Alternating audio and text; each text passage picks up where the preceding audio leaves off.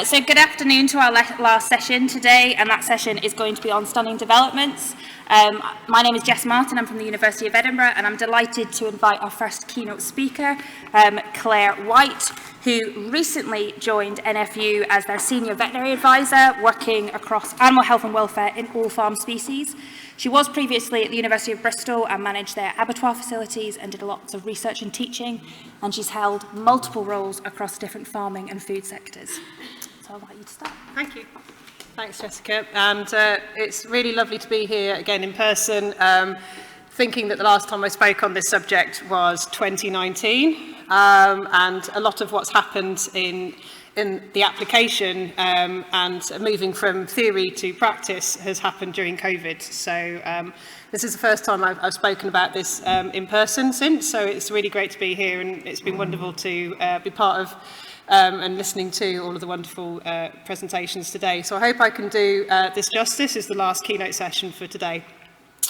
So what I'm going to do is just explain a bit about the halal market and about halal quality assurance. This was the focus principally of the first part of the work that I undertook, funded by the HSA Special Travel Award, was to look at halal quality assurance and particularly look at halal assurance in New Zealand, and then look at whether or not a particular part of that, the demonstration of life, demonstration of recoverability of head-only stunning in sheep, was something that could be applied in the UK. And then I'll talk about how we actually went about that. So the current situation for the halal market is that it's very valuable globally. The Global Islamic Finance reports report that it's 542 billion and growing. And in the UK, as a country that is the 5th largest producer of sheep meat and the 3rd largest exporter globally, we have a key interest in that. In the UK as well, domestically we eat 20 to 25% of sheep meat is consumed by Muslims, who comparatively are a smaller part of the population. There's also a smaller and increasing amount of beef, halal beef consumed, and I'll touch on that later on in the presentation. As I mentioned, it is a significant component of the export meat market, mostly to Europe, but an increasing volume. Awal Hosseini at the back, I'll name drop you a number of times, but working for AHDB and quoting some of their figures, it's increased over 300% in the last 3 years, exporting outside of Europe, mainly to the Middle East. In Europe, it's about 80% of total exported volume and represents a significant tonnage. And what's significant about this is that it addresses some of the issues around carcass balance and sheep meat production in the UK, where in the UK, most consumers are favouring cuts or legs, and there are certain parts of the carcass that aren't consumed. These are the ones that are more commonly exported.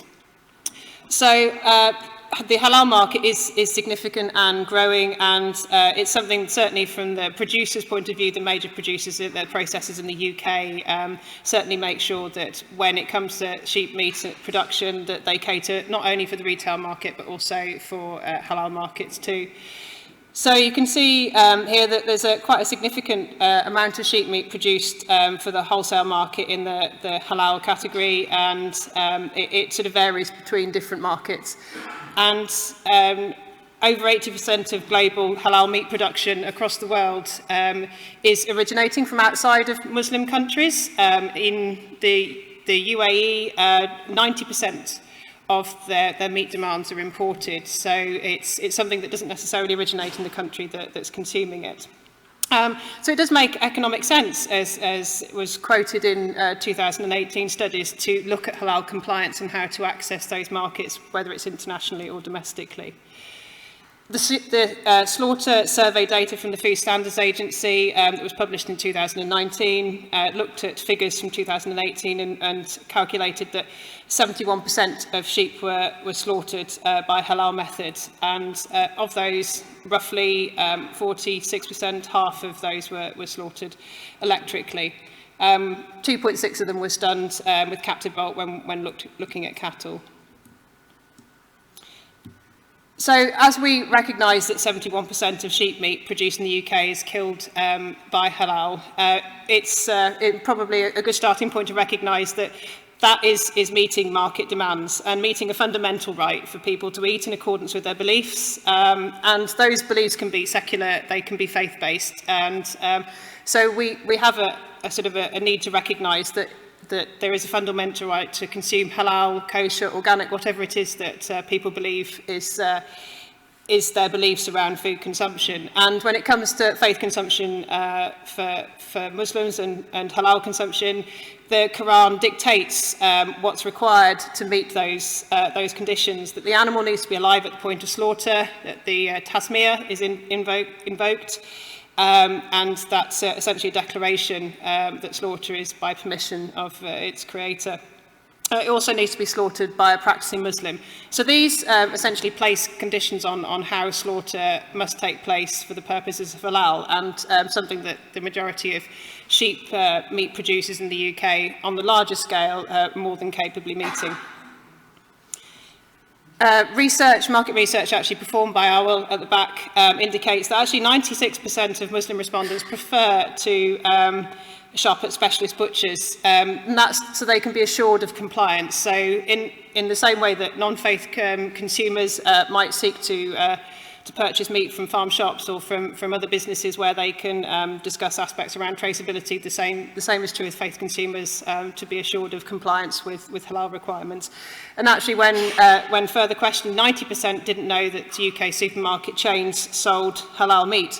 Whether that's that they didn't understand that certain UK supermarkets actually sell halal on concession, not necessarily under their own label, or that actually the majority of sheep meat supplied to UK supermarkets is processed as stunned halal, even if it isn't marketed and labelled as such. Certain businesses, such as Subway, may actually specifically label some of their outlets as halal, depending on as required. But this sort of lack of understanding and lack of knowledge perhaps originates in the fact that it isn't necessarily marketed or labelled as such. But there are a wealth of halal certification bodies operating in the UK, a couple of really fairly major ones that do operate and certify a large volume of the halal meat produced. And some of those recognise reversible head-only stunning, and we'll talk about electrical head-only stunning in sheep particularly, and they include it in their quality assurance standards. Reversible stunning methods such as electrical head-only stunning give confidence that the animal is alive at the point of slaughter and that it would fully recover should bleeding not occur to elicit brain death. So that meets with the expectation that the animal is alive at the point of slaughter. Some certification bodies do not accept stunning in their standards, and that originates in uncertainty, or the potential for uncertainty, that animals are universally alive at the point of slaughter. The 100% confidence in the quality assurance of a product to the Muslim consumer. So their lack of acceptance, or their position at this point in time, originates around assurance of stunning rather than a condition that non-stunning is preferable. So there is an opportunity to provide greater assurance and to explore ways in which it can be assured that the animal is alive at the point of slaughter during reversible head-only stunning. For a bit of information, the two largest halal certification bodies operating in the UK are highlighted at the top, and the markets that they access are also highlighted. This is subject to change depending on relevant approval processes by those countries. But you can see that across the world there are different approaches to halal certification, and that actually various different countries have different positions, and that's something that Awal works closely with in his role for AHDB in understanding what's required. And for the other exporting countries that supply those markets, that's something that they address very closely too. Research shows, through Awal's research again, that 95% of scholars considered stunning permissible, providing it didn't cause the death of the animal or physically injure it or impair its bleeding.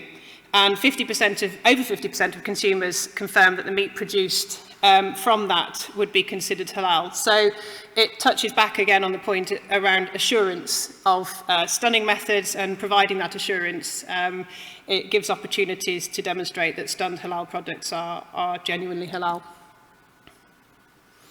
As I mentioned, globally there are varying approaches to quality assurance, and various different countries have different approaches to quality assurance programs through halal certification bodies.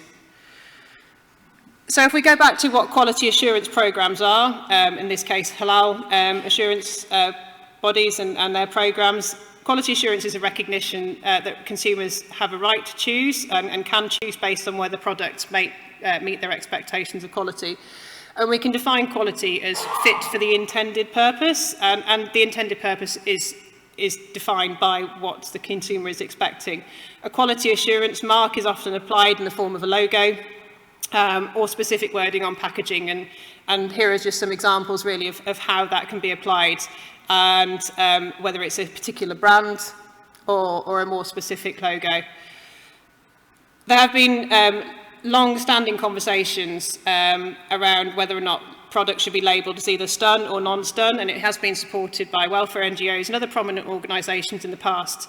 There is an argument that enables choice, but it's probably fair to recognise that perhaps is more from the perspective of the non-faith consumer and their ability to choose whether or not they consume stun or non-stun meat, rather than supporting all to eat in accordance with their beliefs, when stunning isn't necessarily the binary consideration, it's around all standards of production. So labelling based on stun method perhaps is rather reductive, and when we have a commitment from our government to support faith consumption, but also to drive positive change in welfare standards through labelling, and I put positive in inverted commas and italics because the perception of what is positive perhaps isn't universally agreed on, and that brings in its own difficulties. But when we're trying to apply that across a very diverse supply chain, it becomes increasingly more difficult. And that's before we consider that actually it's potentially divisive on many lines, whether it's religious beliefs, whether or not it's socioeconomic background, financial capabilities. And it's something that, whether or not I'm standing here representing the NFU or with my background in the wider food chain, it creates more difficulties than it resolves. And it's extremely difficult to capture in a single metric. How do you measure exactly what is the best measure of welfare? And does stunning methods need to be included in that? So where are the future opportunities for halal quality assurance and halal quality assurance in particular? The demonstration of life protocol is an alternative approach to considering whether welfare at slaughter labelling is something that we want to pursue. And it supports the government statements around rights and choice and assurance of what consumers are purchasing, regardless of what their expectations are. A quality assurance framework providing confidence to Muslim consumers is something that is possible within the UK systems, and it can assure Muslim consumers that meat is halal with regard to stunning methods. And to quote Awal again, he might as well be standing up with me now, and mentioned him so many times, but if the animal is alive at the point of slaughter, no one can say it isn't halal. So demonstrating that the animal is alive at the point of slaughter is an important way to achieve that. It also facilitates positive choice and enables all consumers to choose through unbiased labelling. The demonstration of life is a voluntary programme that's open to all producers and all halal certification bodies, and it's owned by AHDB and administered by them, and also by the Food Standards Agency too.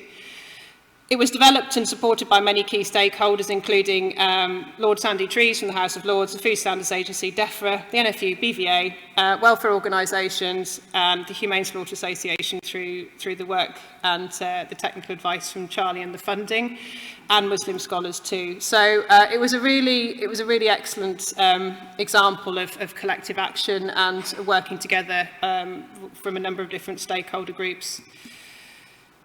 So to gather some insight into halal assurance, I travelled to New Zealand with Awal to look at their halal assurance programme, and particularly to look at assuring recoverability of head-only stunning. So New Zealand operate a similar system as part of a wider halal quality assurance programme for all animal products, and we refer to that as the halal notice. It has a longer title. So with the Special Travel Award, I went to New Zealand with Awal and under the supervision of the New Zealand Competent Authority, MPI, I was able to gather insight into the application of their quality assurance programme. So the halal notice is a tertiary piece of legislation, so it sits under the primary and secondary animal welfare acts, the primary act and then the secondary acts which relate more to specific areas. And by being a piece of tertiary legislation, it means that it can be reactive to the needs of global markets. It can be changed much more swiftly if required. And it facilitates the market of stunned halal products to a vast array of markets across the globe and to its domestic consumers too. And it gives some impressive stats about sheep meat exports from New Zealand, and sheep meat being produced in New Zealand is by majority halal and assured under the halal notice, even if it isn't marketed as such in the end. Interestingly, 50% of the sheep meat sold is certified as halal to China, and that's a significant importer of certified product. Whilst it's not a Muslim majority country, simply by volume, it takes a lot of New Zealand supply. So it's 33% of the halal product, but half of that half of all that goes to China is certified as halal. So the New Zealand system is compliant with the requirements for Malaysia, Indonesia, UAE, and Muslim authorities and their consumers. And they have specific additional requirements called overseas markets access requirements, which specify, if required, any additional considerations over and above the halal notice. So I'll explain a bit more about how it works. The quality assurance programme is led by industry, which I think is really important, although the halal notice is a piece of tertiary legislation. It's led by industry and the approved halal organisations that are approved under the halal notice to operate it. There's two that specifically work in meat products. And you can see sort of how the channels of responsibility work through the approved halal organisations to the companies that actually operate under the halal notice. So the New Zealand welfare at slaughter legislation requires all animals to be stunned prior to slaughter, and assurance of stun recoverability is crucial to those overseas Muslim markets. So the halal notice permits 2 animals per year, per line, per plant, to undergo a full recovery demonstration under the supervision of the animal welfare officer, the official veterinarian, and approved halal certification bodies. And the animal is immediately restunned before being slaughtered. So the process may be videoed for international customers, and when we visited the plants and inquired about how the application of the protocol works day to day, it was being used as a verification tool as part of their quality assurance programme, and now there's sufficient assurance within their quality assurance programme that they don't repeat it annually because they have sufficient confidence, and as their consumers, that the conditions for recoverability are being met. So I think that's an important point to reflect on, really, that the nature of the framework permits it at a certain frequency for a certain number of animals, but like with many things, once you gather a body of evidence to demonstrate compliance or assurance, it's something that is cumulative. So where can we go with the demonstration of life in the UK, and how did we go about its application in the UK? Well, the first thing to point out is that in the New Zealand system, it allows the potential for full recovery, full return to consciousness, and within the UK legislation, that wasn't going to be possible. So the demonstration of life protocol, rather than the recovery demonstration, was going to only permit recoverability rather than full recovery. So the legislative considerations here were around the welfare of animals, time of killing legislation, and protection of animals at the time of killing legislation, respectively, that state that the animal must be bled without delay or as quickly as possible once stunned. So the without delay and quickly as possible were things that had to be considered when approaching DEFRA. It also states that unconsciousness must be maintained until death of the animal, so full recovery was never going to be feasible. So then we ended up with, rather than demonstration of recovery, demonstration of life. And the principle for the protocol was to allow an animal to show the first signs of recovery, 1 to 2 rhythmic breaths before being immediately restunned and slaughtered. And on the impact assessment and risk assessment of whether or not this was going to be detrimental to welfare, it was recognised that this would be the point at which, during any normal slaughtering process or practices, that we'd expect a slaughterman to intervene should they see that an animal was incorrectly stunned, that being the point at which it would be possible to see that recovery might be possible. So the demonstration with return of rhythmic breathing should be sufficient to assure halal certification bodies that applied the method that parameters don't cause death of the animal. And when you combine that with program controls, traceability, integrity, and assurance as well, they are actually quite similar to the halal notice. And following a successful application of the method, certification which could be provided to domestic or international customers would be there for audit purposes too. So what was advantageous to us in the UK in being able to consider the demonstration of life was the fact that we have CCTV covering all abattoirs in England and Wales at the time, but also in Scotland, and also the Annex 2 requirements for monitoring of the electrical output of all stunning equipment too. So in combination with periodic demonstrations once a year, where the parameters for the stunning equipment and application of the method could be triangulated against the demonstration, you could then use that alongside calibration certificates and things like the output of the stun monitoring equipment to be assured that the same systems were being applied to sheep day in, day out. So we got to the point of having this idea in principle and then wanted to essentially see if we could get it to work in practice. We wanted to consider the advantages and disadvantages of this, given the concern or the potential for concern around welfare impacts. And we felt collectively that it was a risk management based approach to assure consumers that products meet their beliefs. And it also enabled all consumers to make positive choices without labelling based on stunning method, which was something that we recognised would cause more issues than it resolved potentially.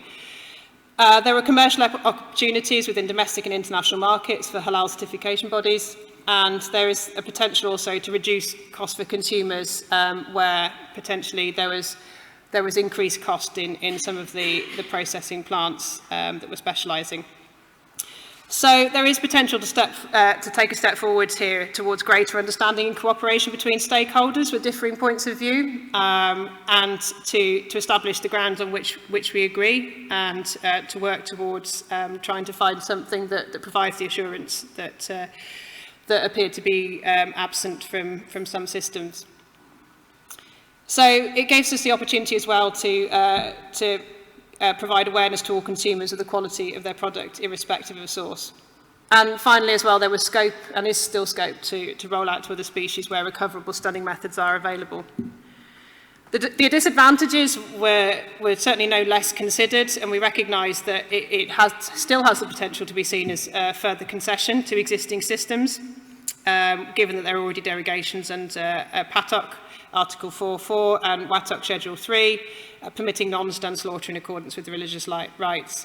We also consider whether or not large buyers might consider impact on brand integrity. But considering this was an entirely voluntary scheme at processor and halal certification body level, we felt that it was something that businesses could easily opt out of. And actually, we had overwhelming support from the large buyers in the retail sector for this as an assurance scheme. We also foresaw that there might be some potential concerns from Muslim consumers and the Muslim community around denigrating non-stun, but right from the outset and still today, the process isn't around denigrating non-stun, it's providing opportunities for people to be assured that stunning meets with their expectations of halal, and then it is down to consumer choice as to whether or not they choose to consume product where demonstration of life has been applied.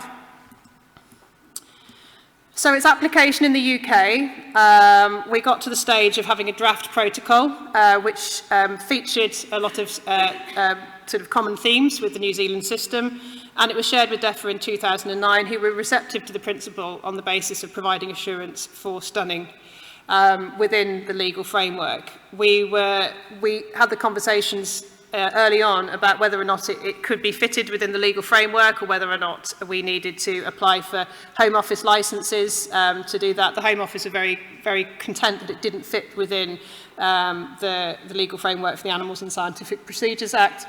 So that left us with working within the welfare of animals at the time of killing legislation, and whether or not it could fit within the without undue delay statement.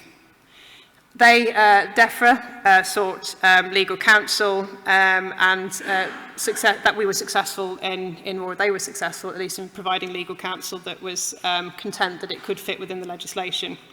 We were also lucky that we had the support and influence of Lord Trees with ministers to give them sufficient assurance as well that the halal protocol, the demonstration of life protocol would be a real asset to the industry and would address concerns around assurance.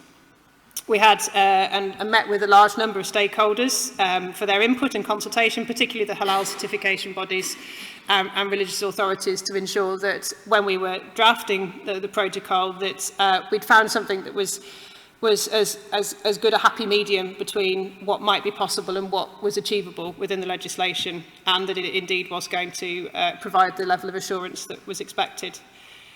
The review of the draft protocol came via the Farm Animal Welfare Council, now the Animal Welfare Council, and they reviewed the draft protocol and provided a number of different recommendations around defining endpoints and other such things. And then COVID happened, needless to say, so things all went a bit quiet for a while. And it wasn't really until December 2020 that we got into the final review stages, working through any of the final technical details. And it was one of those things, as is always the case sometimes with policy, and I find out more and more now working for the NFU with all animal welfare policy to look at, that it can be a bit of a slow burn, and then things suddenly take quite a leap forward, usually when you're least expecting it and have got other things going on. And we got a call in about March to say it's been signed off by Minister Goldsmith. And we thought, oh, okay, well, I suppose we ought to get on and do it now. We spent ages talking about it and trying to sort of cover every aspect of it, and now we need to crack on. So then we went into the operational phase of planning, and that included things like health and safety risk assessments for the field vet leads and operations. It was decided that any of the recovery demonstrations needed to be held under the supervision of the Food Standards Agency field vet leads, so they all required the relevant training manuals and training within the demonstration of life protocol as well. So we had to develop that guidance and also training development. It's quite an interesting feature of the halal notice in New Zealand that there is an accredited module required for anybody undertaking or being involved in the protocol. And we recognised that we thought this was an important thing to replicate. So we developed an accredited training module that Awal and I delivered, and now Awal delivers solo through food and drinks qualifications, which is a food industry facing qualifications body based in England, and that means that it is accredited and properly quality controlled as well. So we quickly got round all of that work, and then in April 2021 there is the virtual ministerial launch with the Humane Slaughter Association present, various different halal certification bodies and other welfare organisations too, and everyone that took part in the organisation and construction of the protocol. Moving on from April, there was an operational phase training participants for the application of the protocol at the processing abattoirs, and there was a number of them across some of the larger groups that we needed to do, and also all the field veterinary leads as well. AHDB handled all the registrations, who then hand those to the Food Standards Agency, to a particular team that deal with approval of restraining boxes for non-stun slaughter. It felt that fitted in with their processes quite well. So approaches are first made to Awal, who's able to explain more about the protocol and its application, and then it's handed over to FSA. So since April 2021, we've had a number of demonstrations. The first was in August. It was supervised by someone who many of you will know, Colin Wilson, one of the senior FSA welfare leads, and it was a successful demonstration, which was a tremendous relief, because you read all the research, you've seen all the science, you've seen all the videos taken for research, and then you really hope that the animals have read it too, and they're not going to do anything that you don't expect. And it was successful. In fact, it was over in 10 seconds. So the first successful demonstration took less than 10 seconds from the point of release from the restrainer through the process of observation to successful restun. That makes a 3.5-hour journey down to the plant seem a little redundant, but a relief that it worked as it should do, and all subsequent demonstrations have been successful, endeavouring demonstrating recoverability in the same way. It's supporting halal exports to GCC member states at the moment, so the Gulf Cooperation Council, through some of the larger processing groups, and also through some of the remaining large independent processors. So something I want to touch on, sort of coming towards the end of my presentation, is why perhaps it might become of increasing relevance in the future.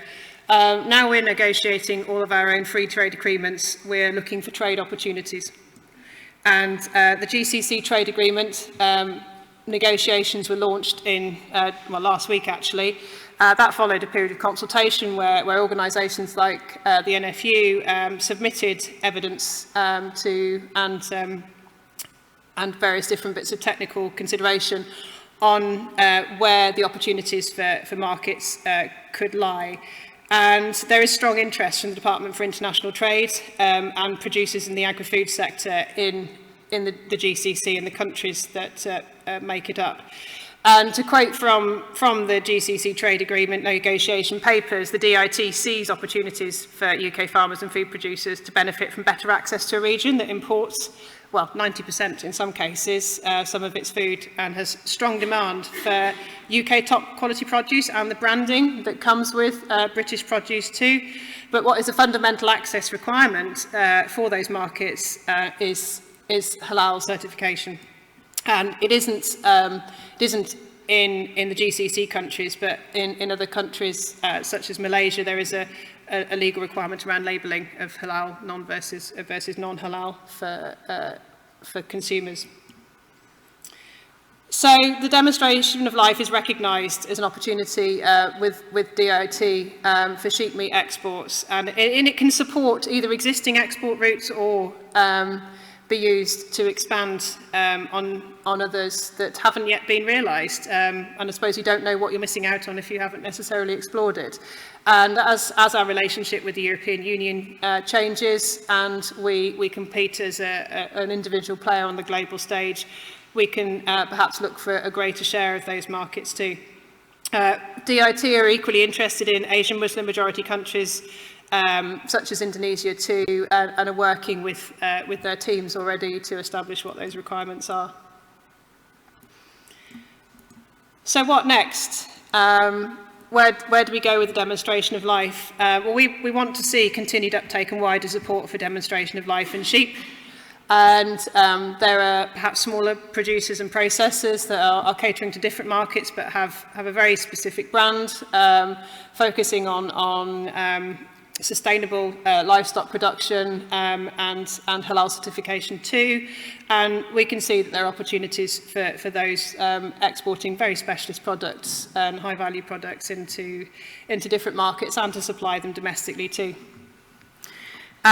We're interested in whether or not we can apply demonstration of life in other species. It would require it to it would be required that we would need a head-only electrical stun for any of those species, and there are technical barriers potentially there in cattle and poultry. But again, to name drop Owl, he has developed an alternative stunning method in his PhD, and that's at proof of concept stage. So there is light on the horizon, and I know Troy is going to speak next about poultry too.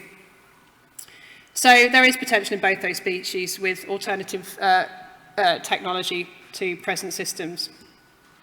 But it isn't as straightforward. There are technical barriers for cattle around whether or not it's possible or safe even to demonstrate recovery. And for poultry, perhaps considerations around whether or not birds would demonstrate recoverability in the same way. As a bit of an offshoot from the conversation that we had with halal certification bodies and consumers, it was recognised that there was quite a lot of concern and interest from those groups around wider official support for halal assurance, and if we'd gone to the process of demonstration of life, could we then look at something similar to the halal notice? Could there be government support for halal assurance? And it's certainly something that we've explored with DEFRA and with ministers around looking at a halal standards forum to touch on whether or not that could be discussed in the same way that is within the halal notice to address any potential concerns around halal assurance at a national level.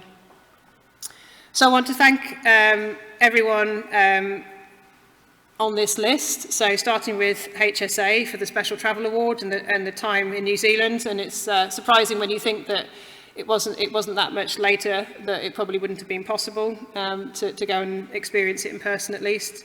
For HDB to provide the additional support and expert input from AWAL, and as well as my colleagues now at the NFU, Lord Trees, for leading and chairing, and we hope that will continue.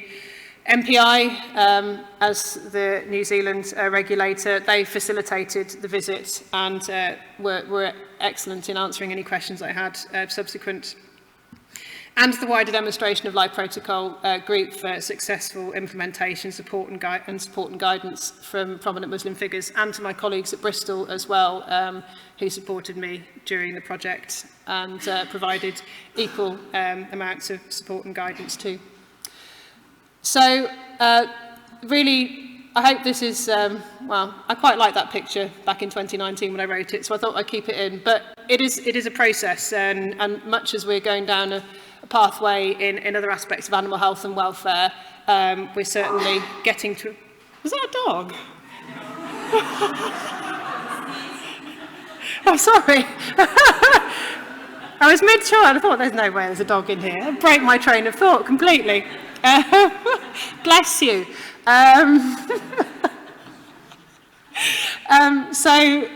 We are heading down a pathway, and there are perhaps other points to add, but I feel that the demonstration of life was an important step in recognising that assurance for faith consumption and national recognition of that can be both valuable to the individual consumer and to international markets. So, just in conclusion, it is valuable to domestic and international markets. Eating in accordance with beliefs is a fundamental right, and it should be safeguarded in quality assurance, and the fact that it's been supported by government is excellent. New Zealand have successfully applied this protocol within their legislative framework, and I'm happy that we've been able to do the same too. It's an alternative approach to assurance in the arena of stunning versus labelling of product by stun method, and I think it's a better and more measured approach. It can be part of a verification framework and a wider one, but at this point it is verifying that the animal is alive at the point of slaughter and therefore halal. It enables all people to eat in accordance with their beliefs and facilitates greater awareness and understanding between consumer groups, and we've certainly found that through the series of engagements we've had. And it gives all businesses that are processing sheep meat the potential to expand their commercial opportunities in the UK and abroad. It has been successfully applied since 2021, And there is potential for wider species subject to addressing some of those technical barriers. And that's an area that I'm planning to work on with the stakeholders that we've been involved in and any others that are interested in the future. So thank you.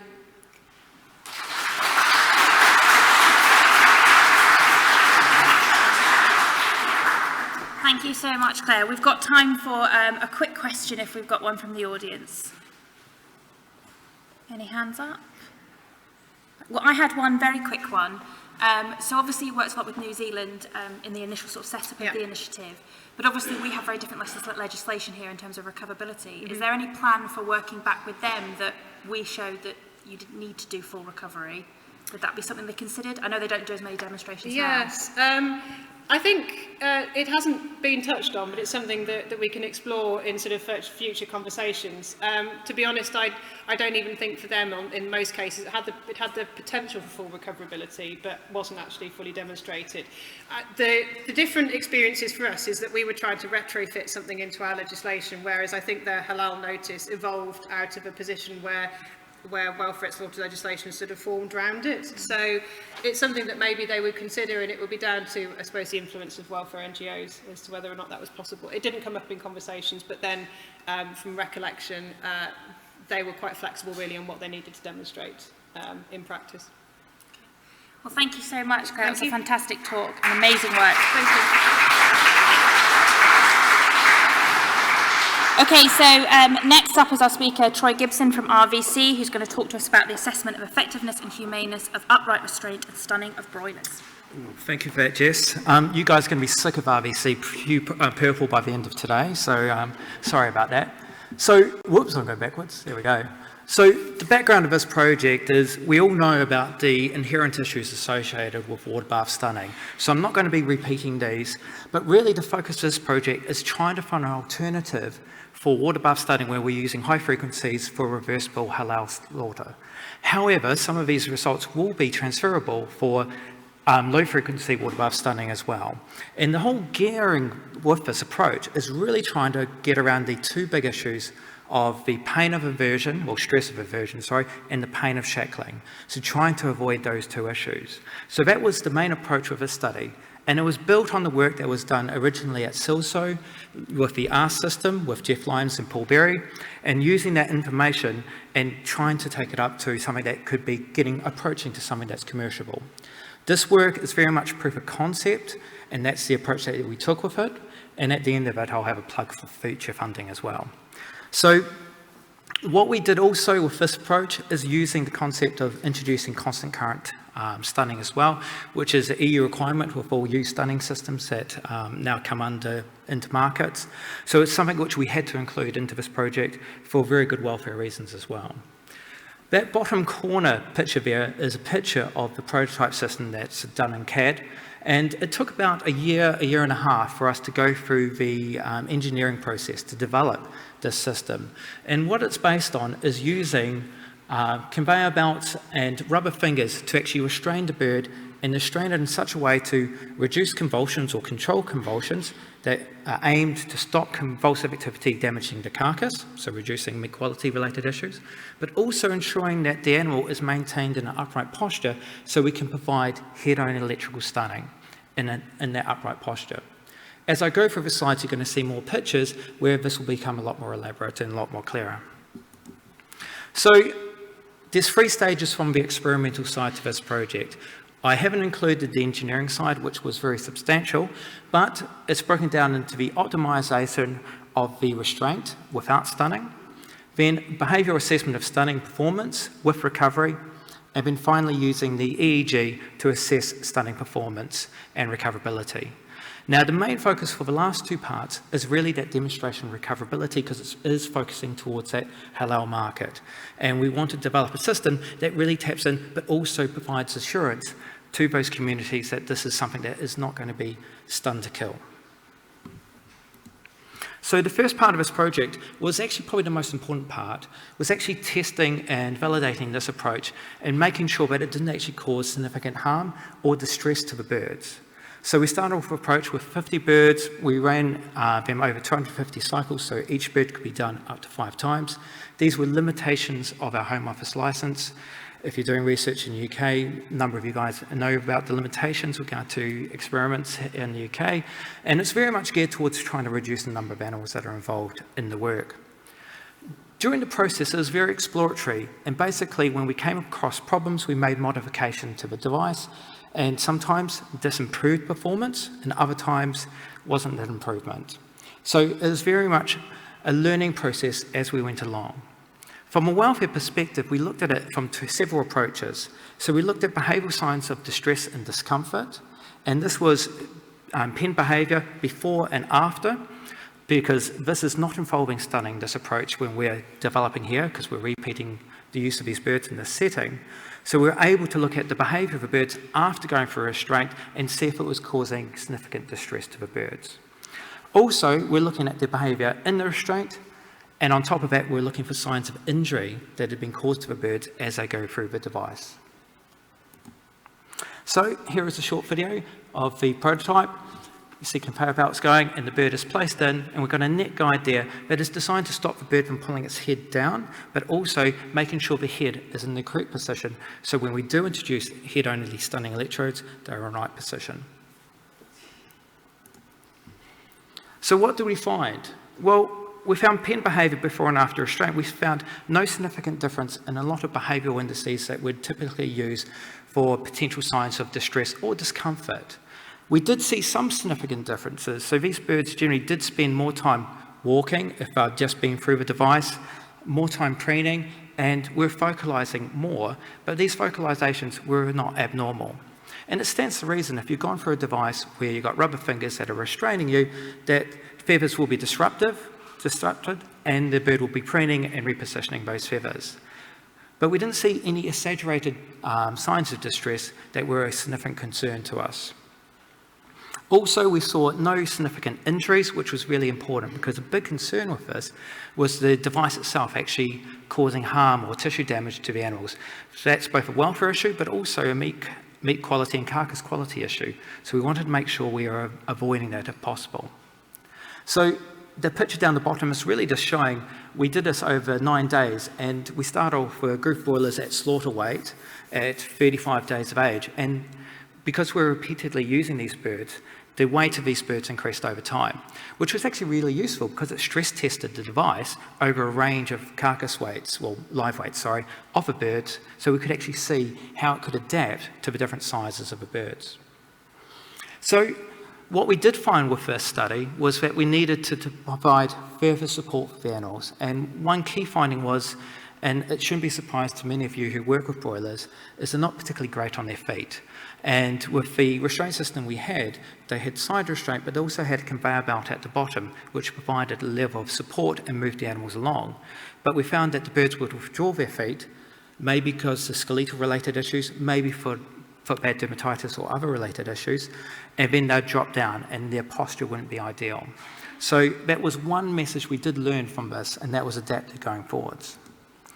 So now I move on to the next phase of the project, and this is where we're doing the behaviour assessment of the electrical stunning. And as you see the bit of white PVC tubing down the bottom.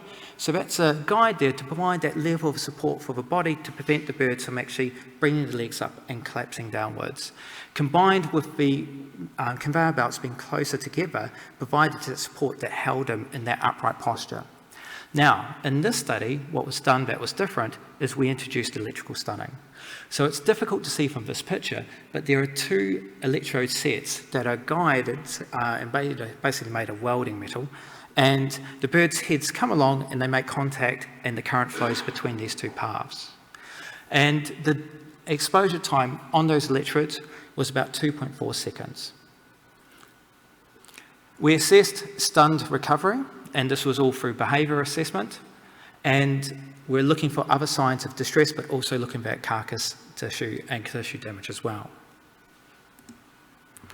So these are the results from that study, looking at from the behavioural indices. So this is looking at a mixture of brainstem and generalised behaviour indices. So we look rhythmic breathing, nicotine, membrane reflex, speak tension, neck tension and balance. What's interesting with this figure is we had 3 treatment groups where we changed actually the intensity of the current. So we had 400 milliamps, 600 and 800 milliamps. And what's interesting is if you look at the 400, it actually seems to be performing better than the higher current levels, which is kind of counter to what you would expect. Take that with caution though, and I'm going to flick past these because you don't need to know where the differences are. But the birds that were fastest recovering were in the 400 milliamp group. So although the mean numbers for the 400 was actually slightly better than the other groups, when we're thinking about welfare, we're often thinking about the worst case scenario, thinking about those birds that actually recover soonest. And in this case, the 400 milliamp actually had the greatest variation. And because of that, for future studies, we decided to carry through with the 600. And I'll tell you in the next slide why we didn't go with 800. The reason why we didn't is we had a number of issues. So a couple of issues we had in this project, actually with a 400, is we had 2 birds that actually died.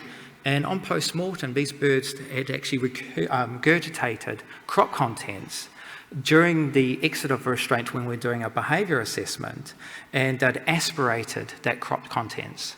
And because of that, those birds actually suffocated. It was not the device itself that caused that, it was actually us when we were doing our behaviour monitoring after they've come out of the device.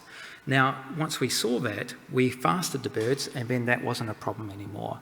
And it's just another thing to think about. Sometimes in experimental settings, things do go wrong, but sometimes it's not always the experiment. It might be the approach you're doing. It might not be what you're actually testing. So subsequently, they were fasted.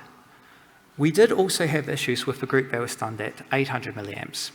And we had very severe convulsions with these birds, and we had breast and wing bruising, and we had one wing that was dislocated. And it was obvious from this work that using the 800 milliamps, the rubber finger approach was not sufficient to control the convulsions and ensure that those animals are sufficiently restrained. And if you look at the previous slide, with regard to time to return of those indices, it didn't make much of a difference compared to the 600. So moving on to the next study, we took the 600 milliamps forwards and we used that. And this was using the EEG. Now it's basically a validatory tool to our behaviour assessment.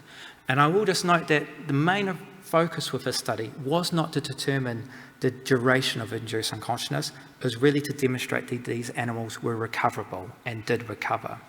And you'll see why I'm emphasising that when I talk about the results coming up next. So it's a small sample size, but often in EEG-based studies, we are dealing with small sample sizes because the complexity of the work is quite complex and there is cost involved. It was stun recovered. We did assess behavioural signs, and we also, again, assessed the behaviour of birds in the restraint, but also looked for injury afterwards. And we did a mixture of subjective and spectral analysis of the EEG, which I'll show you. Sorry, I didn't actually warn Georgina, there's a picture of her handling a bird there. I can see her smirking. So this is some of the EEG work. Don't get too bogged down on what the squiggly lines actually mean. Really, it's there to just emphasise the work that was done. So down the bottom left corner, that's total power of EEG. And basically what we're seeing here is the x-axis is time after the induction of electrical current, and the little red arrow there is denoting when the current was delivered. The y-axis is percentage change from a baseline of pre-treatment. And basically, everything on the left-hand side of the little arrow is actually pre-treatment EEG activity of total power, and then afterwards, it's afterwards. And you'll notice there's a gap. And the reason why there's a gap is because of this device, we couldn't actually have animals actually instrumented with the EEG as they're going through it because the leads would be pulled out by the device.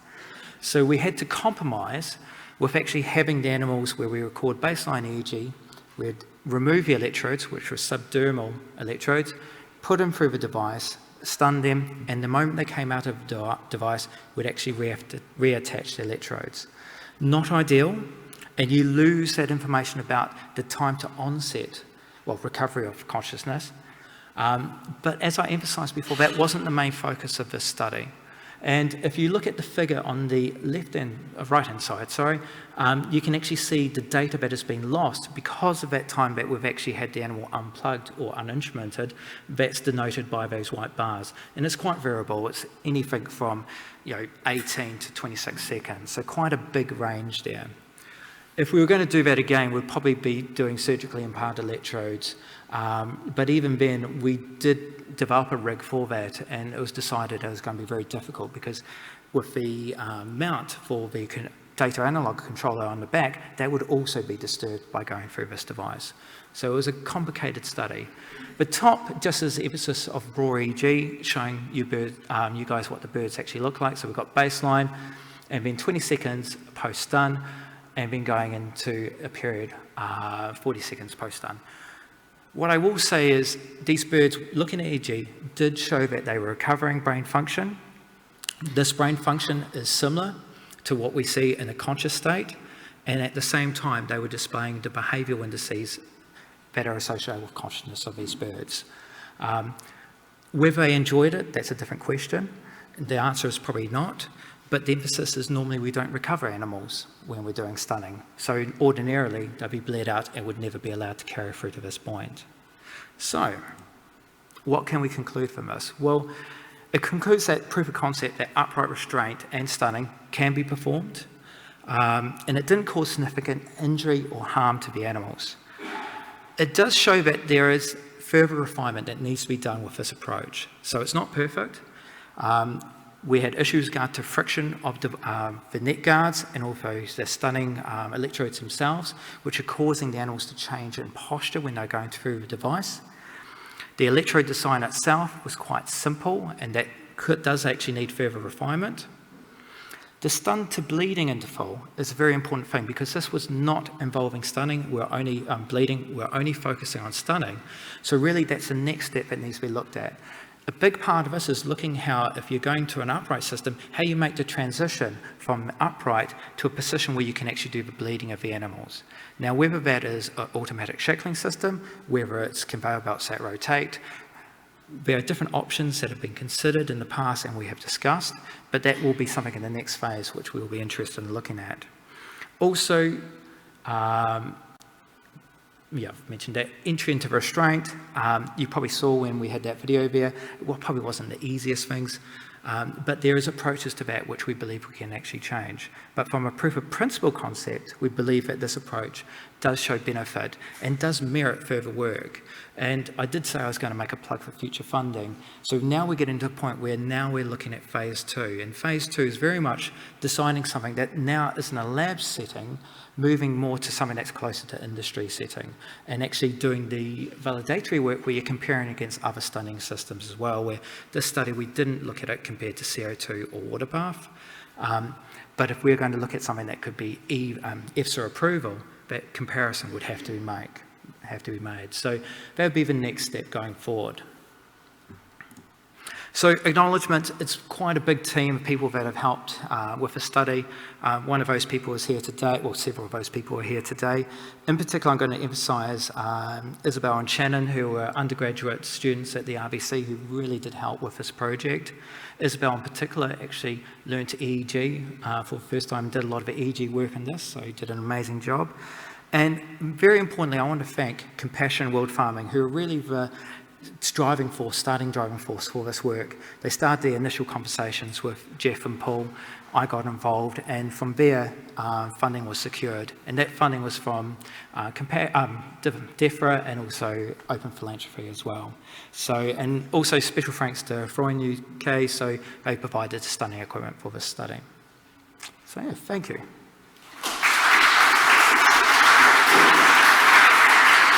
Thank you very much, Troy, for such a brilliant talk.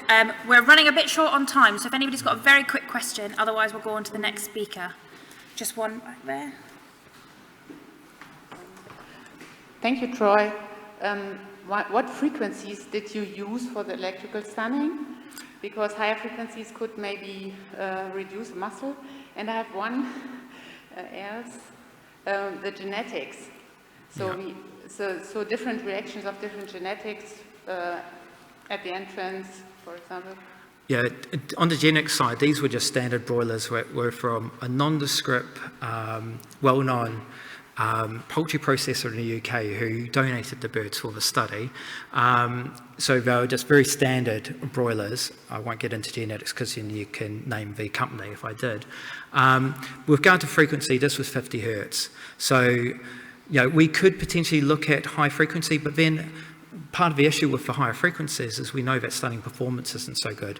And if you're doing head-only stunning, our approach with doing head-only and using low frequency is you avoid a lot of the issues that you need to introduce high-frequency stunning for because you're not passing current across the body.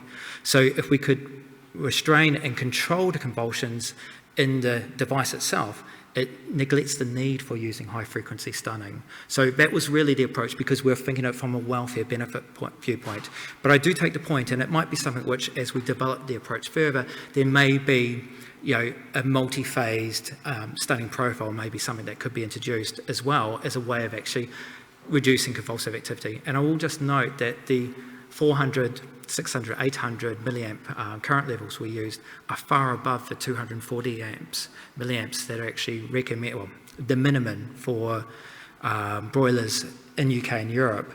The reason why we went to those higher levels is just for our research experience previously, and we've actually published on what we think is the inadequacy of those, that 240 milliamps before, so we didn't want to go with that low level.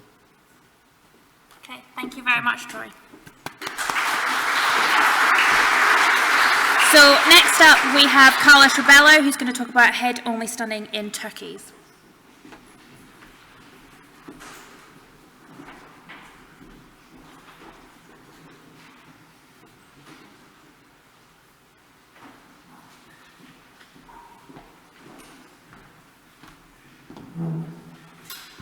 Hello, everyone. It's quite nice to actually hear so much about head-only stunning. I've been reading and talking a lot about stunning lately, and head-only electrical stunning is not that mentioned very often. So it's very good to see other work being done on this. I'm talking about, my presentation today is going to be about head-only electrical stunning, but more the classical side. Normally, the brain is exposed to electrical current through the application of two electrodes, normally, as we've seen by Troy's work, and also previously there are other works on this area. Topkeep, Dutch Vision actually also devised an equipment similar, where there was a carousel as well involved, but mostly with small-scale farmers, they use a couple of electrodes on each side of the head, and the head-only electrical system is a system that they use very frequently because it's affordable, it's very easy to operate, and sometimes it's portable as well. They can take it along with them, and it potentially can be used for halal slaughter as well, as it produces a reversible stunning. But what I found several years ago when I started this project, and to this date it's still very relevant, is the lack of information we still have on this subject. There's really not many information about the current poultry stunning and slaughtering practices in the UK, what kind of equipment, what type of electrical settings that they're using, the practices how are they doing it.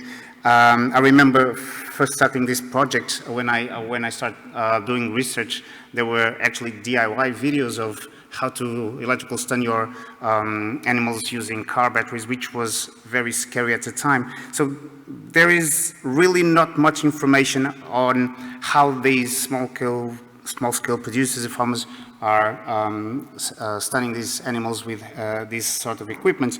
And also we don't know how much and what different impacts does this have on the meat quality. And therefore, in order to collect data, I've engaged with the industry through visits, phone calls, questionnaires, surveys, and the idea is to find data that could help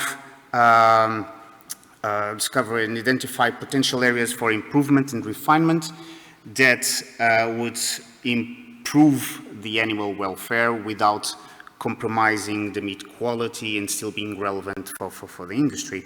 And with that in hand, I'm not going to talk so much about the questionnaires, and that's for a later presentation, hopefully. But from that presentation, we collected the data about the most common electrical head-only systems in the UK being used at the moment.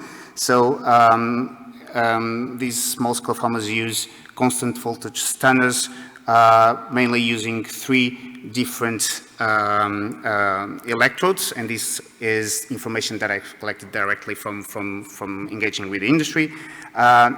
Mostly they use the single pin electrodes, the ones on the right. Almost 50% of the respondents use this type of equipment. The 3 pins, also known as the turkey pads, are the second ones most used in the UK, and finally the needle pins are the third ones most used in the UK. And the idea is, after discovering which of the equipment is mostly used in the UK, is assess its effectiveness in rendering turkeys and consciousness. And we tested these 3 equipment. The parameters we used was the period of induced unconsciousness and the time that they recover from the stun using visual evoked potentials. We've measured visual evoked potentials beforehand when they were still conscious, and then measured the time of recovery of those visual evoked potentials, and also looked at behavioral indicators, tried to mimic as much as we could what is being done on the field. Mind you that these animals are being stunned sorry. These animals are being stunned mostly in killing cones. So that's what we've used as well. So the number of behaviors we looked into were limited by the restraining method. So we looked at neck tension, breathing, nictitate membrane, presence of nictitate membrane reflexes. And finally, we also looked at the electrical parameters. So how do these electrical stunners behave, the current profiles, and other electrical parameters, the time it takes to reach the minimum current to stun these animals, how fast they do it. And what we got was, from our results, is that the turkey pads are the ones where the VEPs return later on. So there's an indication that with these, using these electrodes, there is a significant difference in regards to the other 2 types of electrodes, and we also realized that in terms of convulsions, the 3 pins were actually leading to a period of convulsions that was longer than the other 2 electrode types, although there was only a significant difference between 3 pins and the needle pins. And in terms of electrical parameters as well, the 3 pins were the most efficient in terms of delivering the highest peak currents and therefore more reliable in terms of effectiveness of stunning. So looking at these results, the single pin electrodes, which are the ones that are more commonly used by the farmers according to our, the survey and the questionnaires and the visits, are the ones that have the lowest performance, performing poorly. The needle pin, they are not significantly better than the 3 pins, probably because they are mostly used with poultry like chicken, and it has some sort of relation with the feathers and trying to reach the skin, and with turkeys it's a bit different, the anatomy of the head. And as I just mentioned, the duration of unconsciousness is a bit longer using the turkey pads. So from this point on, we thought, well, perhaps there are areas to improve. And so that's what we did. We looked at some other electrodes that were in literature from the experience and from the conversations and engaging with the industry and stakeholders. We were able to identify also electrodes that could be useful. And so I developed some prototypes and tested them in vitro to see which one performed better in vitro. So focused mostly on the surface area, electrical parameters, as well as how good would they convey the currents, how easy they are to clean, because maintenance of this equipment is also very important to assure its efficiency. The variation of temperature, one of the things that anecdotally I noted during my visits and the experience with these visits is that these electrodes, when they are used as frequently as they are, sometimes during the whole day, sometimes even as an alternative to the main method of stunning, they actually heat up. So it's a potentially for a welfare issue as they become very, very hot and they are being applied to the bird's head for 4 or more seconds. And looking at these criteria, I've selected the best 3 performing in these criteria. You see 2 crosses there. It's because those 2 actually, they were performing very well, but in terms of electrical parameters, they were very unstable. So I carried out with the 3 best performing prototypes, which were shark tooth, which were developed in a previous DEFRA study, wire mesh, and concave plates. And again, use the same parameters as before. And in terms of return of VEP, we've noticed that there weren't significant differences between the 3 electrodes, although they all showed anecdotally, if we compare with the previous experiment, all of them higher times of return of VEPs. And again, the convulsions, the duration of the convulsions, there was a big variation there with the wire mesh, but there wasn't any significant differences as well. And in terms of electrical parameters, one of the things that we've noticed is that the wire mesh actually conveys a higher amount of current, which is good, but it's very complicated to clean it. And in terms of practical application, it's really not useful. And it's less reliable in terms of providing that amount of current for a long period of time. So it varies a lot. So the concave plates showed, not only did they show VEPs returning at a later stage, but they also performed better in terms of electrical parameters. And overall, as I just stated, they all performed better anecdotally with as the ones that are being used currently in farms and in abattoirs, in small-scale farms. So the third experiment was, okay, the equipment is now being optimized, and it's optimized. Can we do something with the electrical parameters? So, and if we do it, can we actually extend the time of recovery of VEPs? And these animals will stay unconscious for a longer period of time. So I used the best, so the concave plates, which performed better in the previous experiments. And what we did was we used a 3x3 up and down approach. So groups of 3 animals were submitted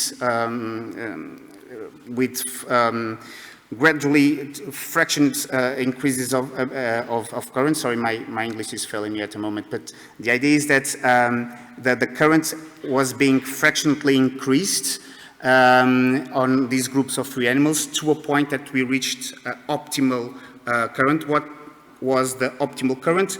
It was a current where the time of the duration of unconsciousness caused by the stunning would last longer than the time that the animals lose consciousness due to the cut of the severance of the carotid arteries. So in other words, the optimal current would be one where the animal stays unconscious longer than the time it takes for the animal to die.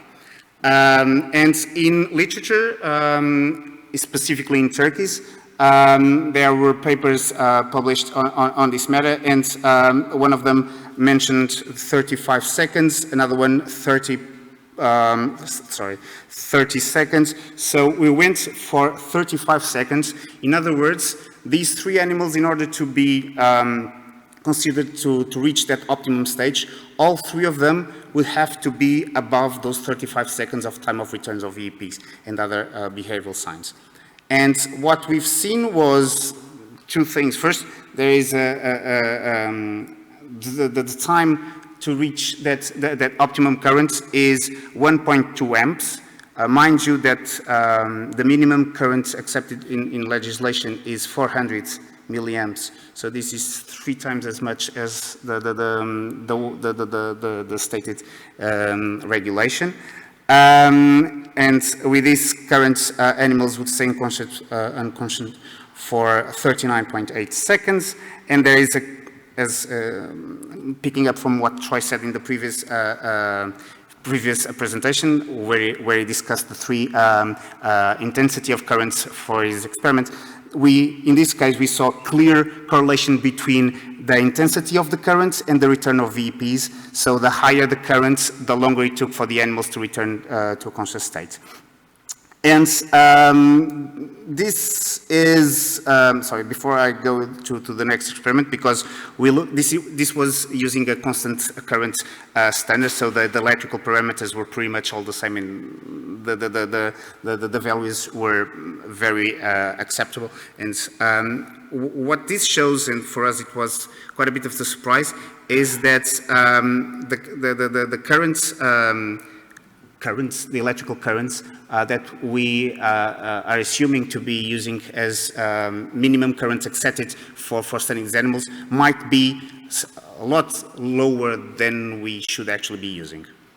So with this in mind, having optimized equipment, optimized settings, we thought, well, this needs to be relevant for the industry. So what is the impact of these optimized systems on the meat quality? And we've compared the traditional systems, so the ones that the industry is currently using, the best one, the turkey pads, and we've compared it with the optimized system using concave plates, using 1.2 amps, and looked at meat quality parameters, the ones mentioned there. And when we done this experiment, we've used a constant voltage stunner with the classical stunning devices, and a constant current stunner using the optimized system. And the results were, it says severity of convulsions, but that's not the case. It's the results from these experiments is that there was really no significant difference in terms of meat quality in all these parameters. Severity of convulsions, again, no significant difference. pH, temperature, tenderness or shear force, hemorrhage. So we looked at breast hemorrhages, wing hemorrhages, wing tips as well. There was a wing dislocation with the optimized system, but when we looked at it, it looked like a very old lesion as well. So it might have occurred before the experiment. And the only significant difference was with the color and the specific parameter, which is the red-greenness. However, although it's statistically significant, we didn't see, the numbers were very, very small, so we didn't see any biological significance in this difference. So in all fairness, the optimal system that we used, which uses a current that it's very, very high, shows no significant differences in terms of meat quality compared to the systems that are currently being used. The situation here might be a situation of health and safety as well, because we're talking about very, very, very high currents, and they don't offer any difference in terms of meat quality. So the only issue could be the health and safety. And overall, when looking at the whole project, when it started many years ago, with no information, and it's still very hard to find information. These farmers do not like to share their experience, very little. did I find that wanted to share their experiences. They aren't registered sometimes with British Poultry, and it's very complicated, but the numbers are higher than everyone expected. I don't see many people talking about head-only stunning, and there are a lot of small-scale farmers, even big abattoirs, that use this system as an alternative method. The numbers are higher than we expected, and for me, it's one of the conclusions from these experiments. It's amazing how the current methods in the current settings are insufficient to protect the turkey welfare at the time of slaughter. And definitely the duration, the effectiveness, and the welfare can be improved with new designs and with new electrical settings. And this is obviously without compromising the meat quality. And in all fairness, we should probably look at other methods of stunning in small-scale farms, perhaps, in my opinion. And obviously this work can also be relevant for halal slaughter of poultry, as both Claire and Troy mentioned before as well, head-only stunning. I would like to thank the HSA for its funding and my supervisors, Troy and Siobhan. I would also like to thank Jade from the HSA, and Susan, who showed tremendous support in the last years. And well, feel free to make your questions now. Thank you very much.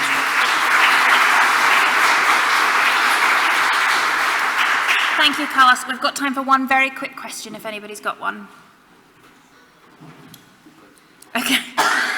You can escape then, and we'll move on to the next speaker, just to keep in time for the wine. Thank you. Thank you. So our next speaker is Dorte Schrøder-Petersen, who's going to talk about stunning methods for pigs and prioritising where we go for future research. Thank you. Yes, so very close to cocktails. I'm going to share some thoughts with you about where to prioritize further research at scope for stunning of pigs. As you very well know, CO2 stunning, group-wide stunning, is the most widely used method to stun pigs in Europe. And we do that in approximately 250 million pigs a year. All the major slaughterhouses use this method. In Denmark, for example, 95% of all pigs are slaughtered with CO2, group-wide CO2 stunning. And as you probably know, this method has been debated for a lot of years now, and it has been a public concern, and has caught the eye of the European Commission.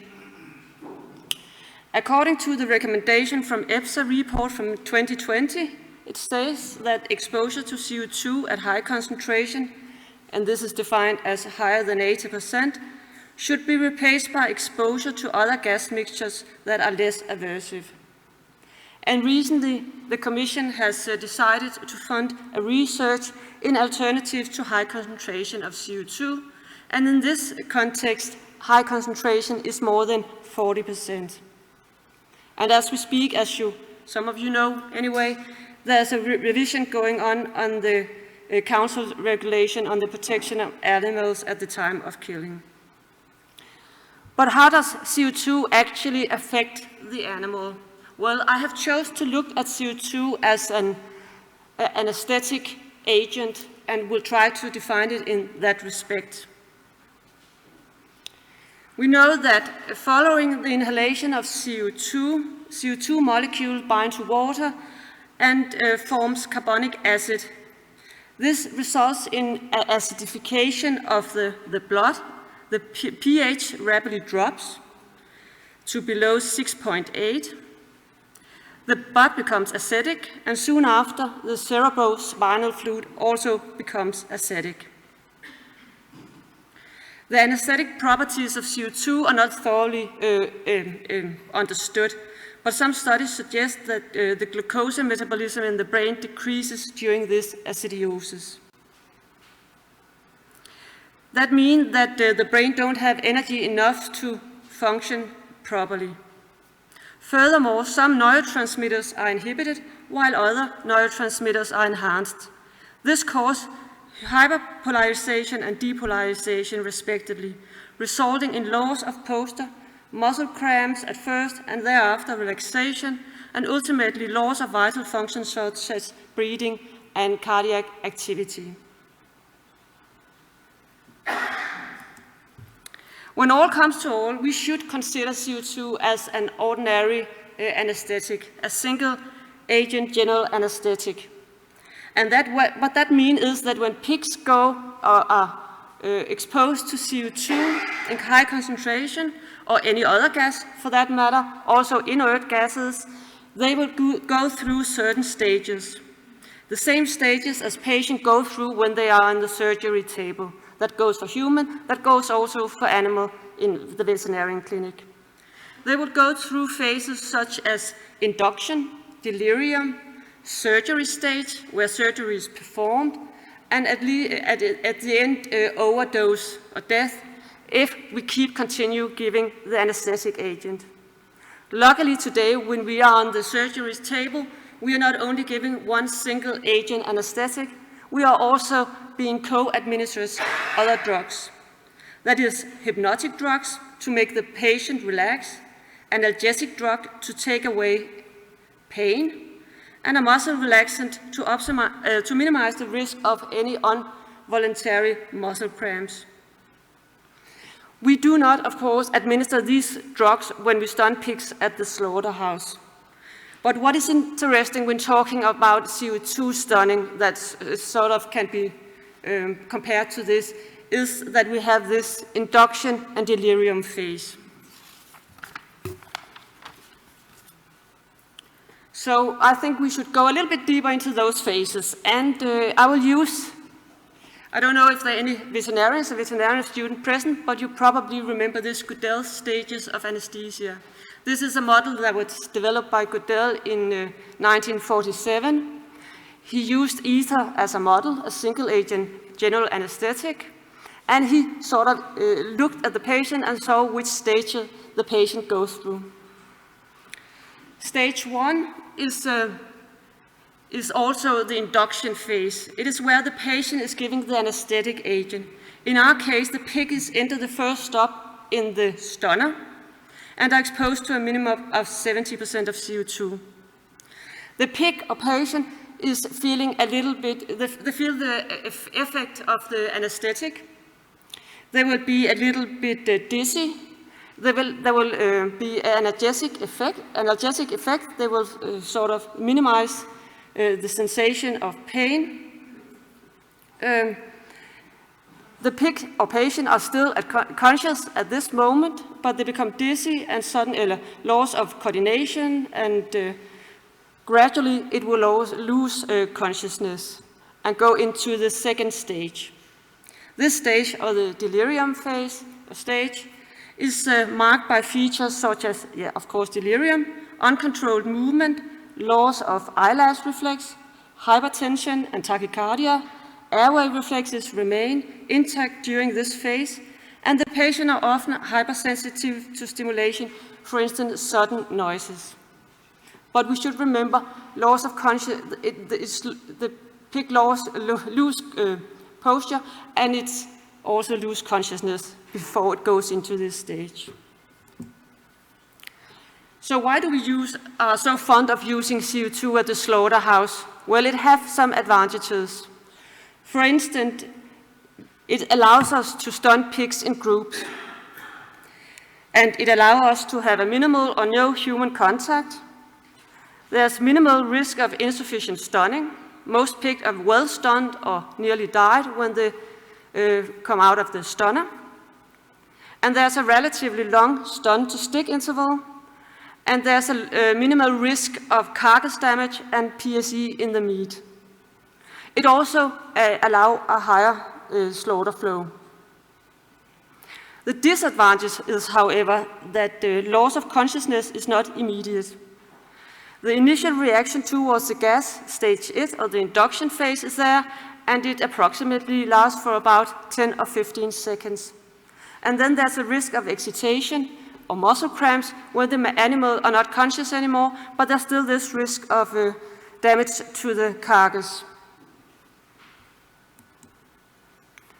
Another alternative to CO2 stunning we also see in some large slaughterhouses is electrical stunning. It's actually the only alternative commercial alternative to CO2 stunning at the moment in large scale. The advantages about electric stunning, it is that it induces immediate unconsciousness at the pigs that are stunned properly. The disadvantage is, however, that the pigs are isolated and restraint is stressful for the pigs. There's also this risk of insufficient stunning, and it has a quite short stun-to-stick interval with a maximum of 15 seconds. There's high risk of muscle hemorrhage and PSE in the meat, and it has a relatively low slaughter flow as compared to CO2 stunning. So to sum up, taking everything into account, I just ask you, is there a better method right now or on the blueprint that we can use that are better to animal welfare, environment, meat quality, or production economic?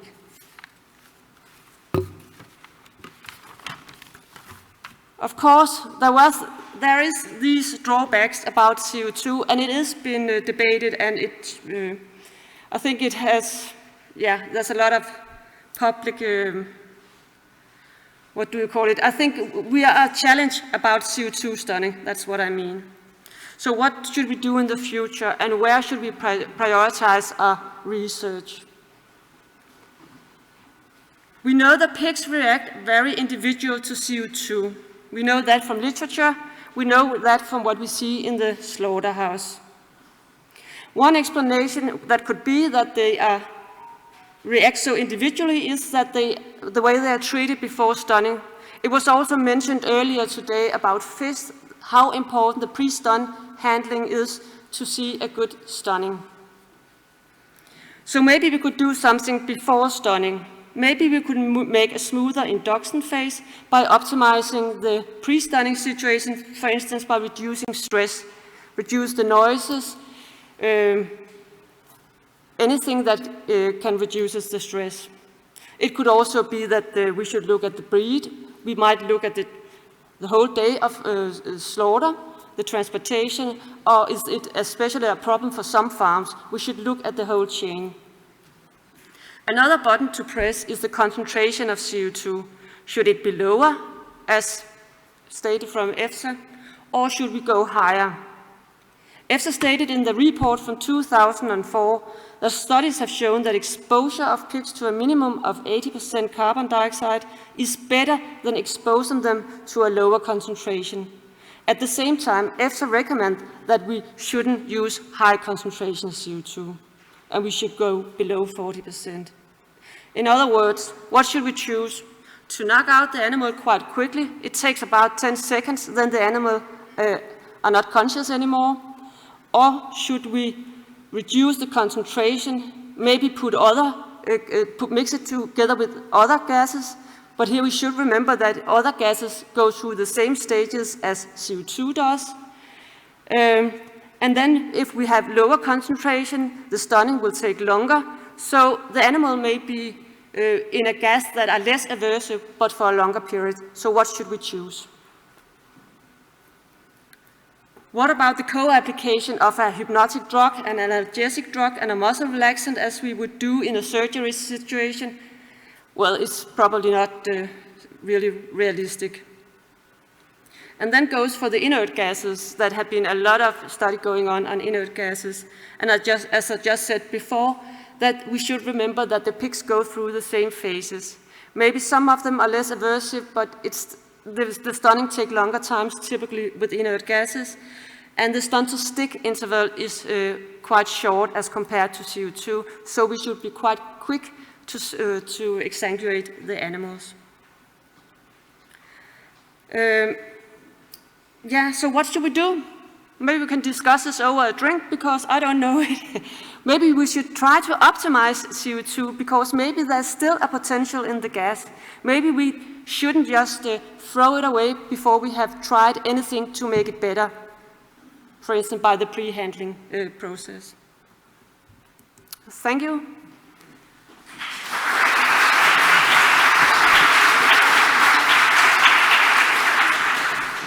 Thank you, Dorte. We've got time for one quick question. Charlie, straight in. You mentioned one of the concerns was the excitation period. If my memory serves me right, and some work done by Anders Forslid in the 1970s, I think, strongly indicated that the excitation period occurred after the pigs had lost consciousness.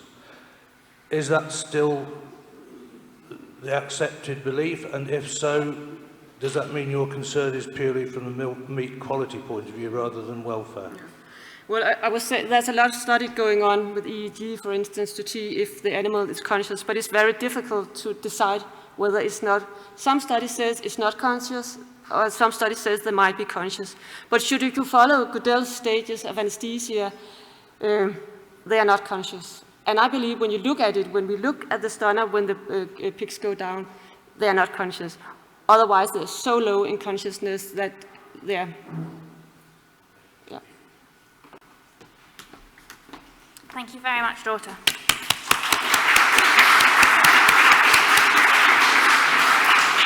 Okay, so our last speaker for this session is Miranda Blad, and she's going to be talking about improved methods for stunning pigs with foam.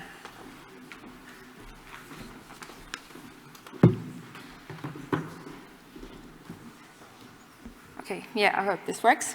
Hello everyone, thank you for still being awake and everything. It's quite nice, even if it's been a long day. And I'll be presenting the independent project I did as part of the veterinary program in Sweden at the University in Uppsala. So it's not very big and it's not very long, but it's quite interesting, and it ties quite well together to what the last speaker talked about. And as most of you probably know now, at least, there might not be a great method for stunning of pigs before slaughter, because carbon dioxide does not seem to be a great alternative as it is at the moment. And I just want to add to that it seems like the pigs, like the difference with carbon dioxide and other gases are that carbon dioxide, it makes them suffocate just as we would if we couldn't breathe. It's what drives us to want to breathe, whether other gases, they sort of just make you unconscious and you just, well, you can still get delirious and fall down, but you don't feel like you're suffocating because it's the high percentages of carbon dioxide that actually makes you want to breathe and sort of panic. So that's what the way I've understood it anyway. So yeah, alternative methods that have been looked at are other inert gases such as nitrogen gas. And nitrogen gas is a gas that's quite cheap to produce because it's it's largely found in air, and it's been shown to be a lot less aversive to pigs than carbon dioxide. A problem with it is that it has a very similar density to air, so you have to keep it in a way that doesn't make it escape or mix with air, as that would make it impossible to stun the pigs. So one way that has been researched is a high expansion foam. It can also be used with other gases, but nitrogen gas is, I think, the one that's been looked at the most. It has nitrogen-filled foam has been used, has been studied, and is approved as a way of euthanizing sick piglets on farms, but it's not allowed to use in abattoirs. So to further build on some research that has been done with this, I tried to answer two questions that have arisen around the foam itself, and that is if the pig's behavior in the foam changed, if the foam has an added scent to it, compared to if it does not have an added scent, and also if the pig's behavior in the foam changed if they're repeatedly exposed to it. And just why I chose to look at a scented foam is that obviously the pig's sense of smell is very strong, and they have in earlier studies shown quite a lot of aversive behaviors to the foam as well, or stress-related behaviors. So it might be thought that if they could find the foam more interesting with the scent, then maybe they would find the stress less, there would be less of a stress, basically. So that's the hope, anyway. And also the foam is quite chemical, like a chemical scent anyway, so adding a more pleasant scent to it might make it more pleasant, the whole process. That's the hope, and that's why I looked at that. And this is what the box in the study looked like. And it was only one pig at a at a time, so that's a bit of a downside, since with electricity the pigs don't like being alone, so one at a time is still a bit of a stress. And I used 50 pigs in my study. I had 30 pigs in the study with an added scent, and then I had 20 pigs in the study with repeated days. And obviously, since it wasn't repeated days, I did not use any gas, so it was only air-filled foam. And the scent I used was vanilla aroma that you can find like in stores used for baking and stuff. Let's see, yeah. They spent a total of 3 minutes in the box. And I analyzed the video films, which I took from above and below, for 12 10-second intervals per pig. 3 intervals was before I started the foam production, to get sort of a baseline on what they did in the box, and then 9 intervals after. And then every video recording was analyzed in regard to certain behaviors that both were looked at before in similar studies, and also that were related to like fear and anxiety behaviors, but also rooting and exploratory behaviors, which is more normal to the pigs. All behaviors were transformed into binary variables for my results. It makes sense later. So every 10-second interval, every behavior I looked at was either seen or not seen, since I didn't have a lot of time for further analysis. And I'll be starting with the study with an added scent. And I thought this was quite nice. I was quite happy when I saw this graph, because it shows that the pig in the center group, I think you can see it up there. We have the proportion of pigs on the y-axis, and then we have the scent and no scent groups, and the 12 intervals on the x-axis. And you can see that in almost every interval, we have, there are a larger proportion of pigs actually exploring the foam, and most intervals also exploring the walls in the center group. Not all of them were significant differences, but still you can see it in almost every interval, which was quite nice. And I think because I wanted to see this, it's very easy to come to the conclusion that, yeah, this would work and it would be great, but maybe this interest to the foam could also sort of add on to the stress. So I don't think so. We didn't see any other indicators of that, but it's a possibility, so it would need to look a bit further on that. And the study with repeated exposure wasn't as clear results. And of course, in reality, pigs won't be exposed to the foam on repeated occasions, but it's more of a way of try to figure out if their initial reaction is due to it being like a novel experience and they're being stressed because of that, and therefore it gets better on day 2 and 3, or because it being very uncomfortable and they're actually getting more and more scared. So what I could see here was that there was a larger proportion of pigs vocalizing on day 3 than on day 1 in general, both here grunts and more high frequency screams and squeals. And also here we have quite a significant decline on day 1, but not on the other days, and that's because this is start of foam production here. So that's probably why they're stop to vocalize, because they get nervous when they hear a new sound, so they stop making noise. And on day 2 and 3 they get used to it. So that's just to explain that sort of decline. So there are a few different explanations to why they would vocalize more as the days go on. And one is that, of course, that the pigs are more anxious. If we'd only seen more high-pitched and intense vocalization, I think that would have been more clear with them being more anxious, since it's correlated to stress and fear in pigs. But the grunts is a form of vocalization that if you walk into a group of pigs, they usually just make noise and they make grunts. So that does not indicate that they were more stressed and more anxious.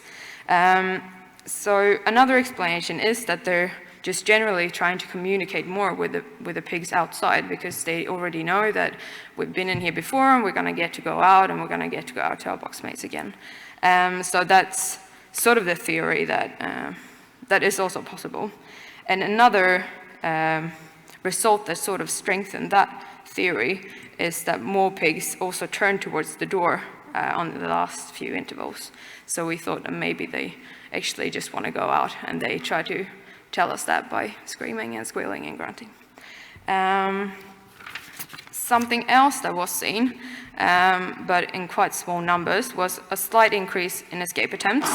But it's very small numbers, 0 out of 20 pigs on day 1 to 6 out of 20 pigs on day 3, and no pig made more than 1 escape attempt, so it didn't seem like they really tried to get out so intensely, which was quite interesting. They could have, of course, jumped towards the roof if they wanted to of the box, but they didn't.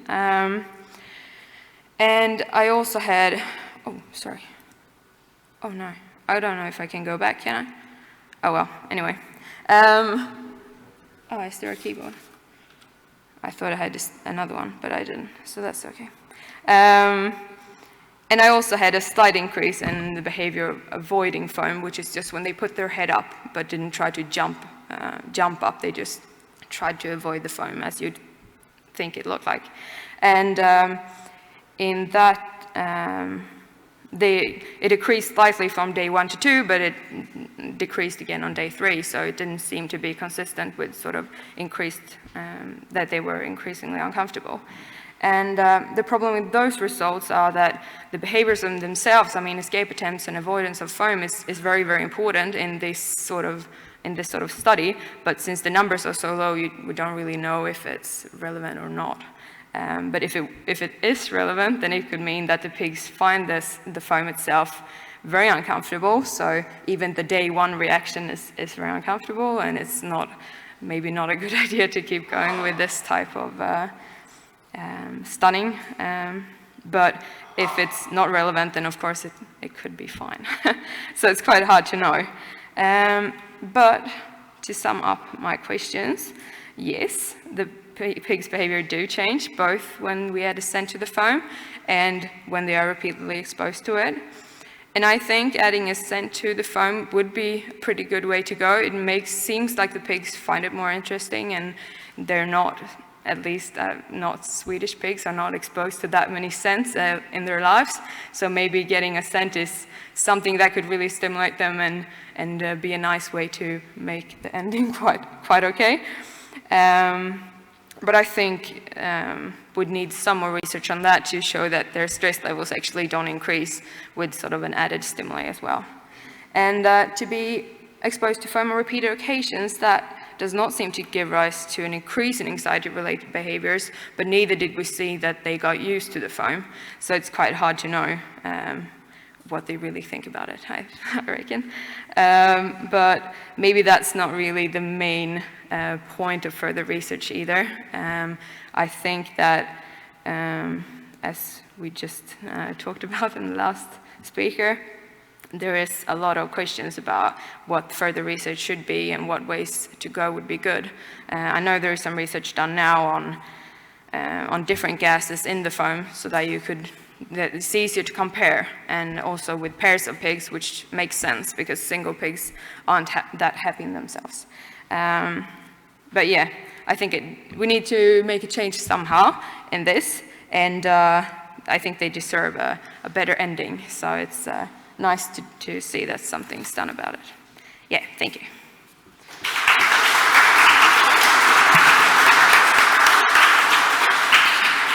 Thank you, Miranda. So do we have a question? Oh. Do we have a question at the back? I think it's Bas.